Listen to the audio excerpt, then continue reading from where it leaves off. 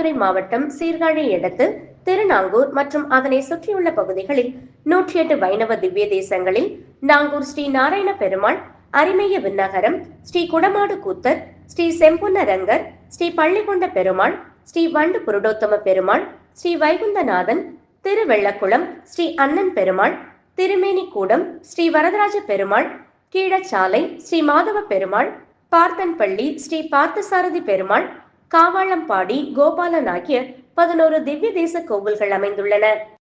நாகூரில் ஆண்டுதோறும் தை அமாவாசைக்கு மறுநாள் பிரசித்தி பெற்ற 11 தங்க கருட சேவை உற்சவம் நடைபெறுவது வழக்கம். இவ்வாண்டு கருட சேவை உற்சவம் வெகு விமர்சையாக நேற்று நடைபெற்றது. கருட சேவையை முன்னிட்டு திருநகரி ஸ்ரீ கல்யாண ரங்கநாதர் கோவிலில் இருந்து திருமங்கை ஆழ்வார் புறப்பட்டு 11 திவ்ய தேசங்களுக்கு சென்று கருட சேவைக்கு வருமாறு பெருமாள்களை அழைப்பு விடுத்தார். அவரது அழைப்பை ஏற்று 11 கோவில்களில் இருந்து பெருமாள்களும் புறப்பட்டு நாங்கூர் மணிமாட கோவிலில் மாலையில் எழுந்துருளினர். அவர்களை திருமங்கை ஆழ்வார் வரவேற்கும் நிகழ்ச்சி நடைபெற்றது. பின்னர் 11 பெருமாள்களும் கோவில் மண்டபத்தில் எழுந்துள்ள சிறப்பு திருமஞ்சனம் நடைபெற்றது. இரவு 12 மணிக்கு மேல் மணிமாட கோவில் ராஜகோபுர வாயிலில் மணவாள மாமுனிகளும் அம்ச வாகனத்தில் குமுதவல்லி தாயாருடன் திருமங்கை ஆழ்வாரும் எழுந்துருளினர். தொடர்ந்து அங்கு 11 பெருமாள்களும் ஒருவன் பெண் ஒருவராக தங்க கருட வாகனத்தில் எழுந்தருளி அவர்களுக்கு திருமங்கை ஆழ்வார் மங்களாசாசனம் செய்யும் நிகழ்வு நடைபெற்று தங்க கருட சேவை உற்சவ வீதி உலா நடைபெற்றது. பல்வேறு மாவட்டங்களில் இருந்து திரளான பக்தர்கள் கலந்து கொண்டு 11 பெருமாள்களை தரிசித்து வழிபட்டனர். மாவட்ட காவல் கண்காணிப்பாளர் ஸ்டாலின் தலைமையில் 200க்கும் மேற்பட்ட போலீசார் பாதுகாப்பு பணியில் ஈடுபட்டிருந்தனர்.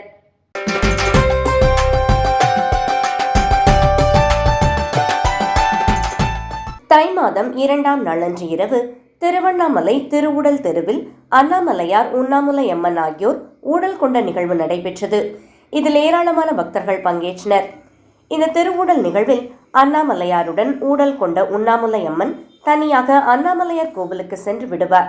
அண்ணாமலையார் மட்டும் தனியாக குமர கோவிலுக்கு சென்று அன்றிரவு தங்கிவிட்டு மறுநாள் காலையில் பிரிங்கி மகரிஷி முக்தியடைவதற்காக அவருக்கு அண்ணாமலையார் நேரில் காட்சியளித்து கிரிவலம் வந்தார். கிரிவலம் சென்ற அண்ணாமலையாரை பக்தர்கள் வழிநெடுக தீபாராதனைகள் செய்து வழிபட்டனர். இதனைத் தொடர்ந்து அண்ணாமலையார் கோவிலில் அன்று நண்பகல் அண்ணாமலையார் மற்றும் உண்ணாமுலை அம்மனுடன் மறுவுடல் நிகழ்வு நடைபெற்றது.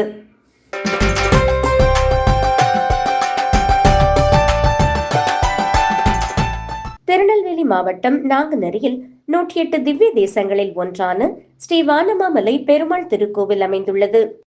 சுயமக்த கஷேத்திரங்களில் ஒன்றும் பல்வேறு பெரும் சிறப்புகளையும் உடையதுமான பழமையான திருக்கோவிலாக விளங்குகின்றது. அத்திருக்கோவிலில் ஆண்டுதோறும் தை அமாவாசையை முன்னிட்டு சுவாமி ஸ்ரீ தேவநாயக பெருமாளுக்கு தெப்ப உற்சவம் 2 தினங்களாக சிறப்பாக நடைபெறுகின்றது. இந்த ஆண்டு தெப்ப உற்சவம் நேற்றும் இன்றும் 2 தினங்கள் நடைபெறுகின்றது. முதல் நாளான நேற்று மாலையில் திருக்கோவில் நடை திறக்கப்பட்டதும் முதலில் உற்சவர் ஸ்ரீ வரமங்கா சமேத தேவநாயக பெருமாளுக்கு திருமஞ்சனம் நடைபெற்றது. தொடர்ந்து சாயாரட்சை பூஜைகள் நடைபெற்றதும் சிறப்பு அலங்காரத்தில் சுவாமி தேவநாயகன் மற்றும் ஸ்ரீ வரமங்கை தாயார் தங்க தோளுக்கணியான் பல்லக்கில் ஊர்வலமாக தெப்ப உற்சவத்திற்கு புறப்பட்டார். ஸ்ரீமடத்து வாசலில் வானமாமலை மதுரகவி ராமானுஜ ஜி.எஸ். சுவாமிகளுக்கு மரியாதை செய்யப்பட்டது. தொடர்ந்து ஜி.எஸ். சுவாமிகள் மற்றும் பிரபந்த கோஷ்டியார் உடன் பக்தர்கள் ஊர்வலமாக தெப்ப குளத்திற்கு வந்தனர். சிறப்பாக அலங்கரிக்கப்பட்ட தெப்பத்தில் சுவாமி தாயார் எழுந்துள்ள கற்பூர ஆரத்தி காண்பிக்கப்பட்டது. தெப்பம் 12 முறை வலம் வந்தது. ஒவ்வொரு சுற்று முடிவிலும் 12 வகையான பழங்கள் பெருமாள் தாயாருக்கு சமர்ப்பிக்கப்பட்டது. ஏராளமான பக்தர்கள் தெப்ப உற்சவத்தை கண்டு அருள் பெற்றனர். விழா ஏற்பாடுகள் ஸ்ரீ வரமங்கை நாச்சியார் பக்த சபையினர் செய்திருந்தனர்.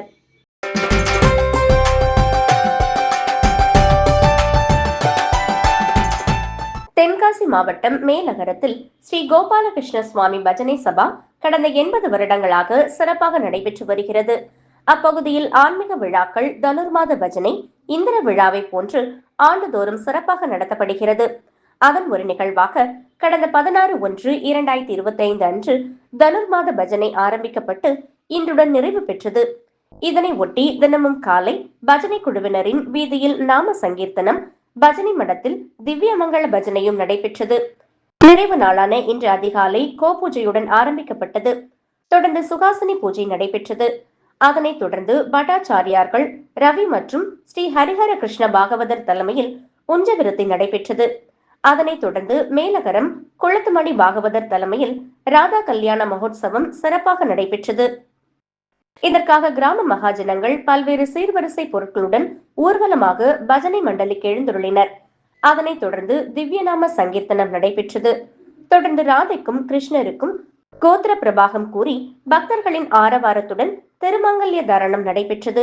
அதனைத் தொடர்ந்து மங்களாட்சதை சேர்ப்பிக்கப்பட்டு திருமண சடங்குகளான பால் பழம் கொடுத்தல், நலங்கிடுதல், பூப்பந்து எறிதல் போன்றவைகள் நடைபெற்றன. நிறைவாக ஸ்ரீ ராதாகிருஷ்ணருக்கு மங்களாரத்தி சமர்ப்பிக்கப்பட்டது. அதனைத் தொடர்ந்து பக்தர்களுக்கு கல்யாண விருந்து வழங்கப்பட்டது. மாலையில் சகசரநாம அர்ச்சனை, ஆஞ்சநேய உற்சவம் நடைபெறுகிறது. விழா ஏற்பாடுகளை கோபாலகிருஷ்ண சுவாமி பஜனை சபா குழுவினர் செய்திருந்தனர்.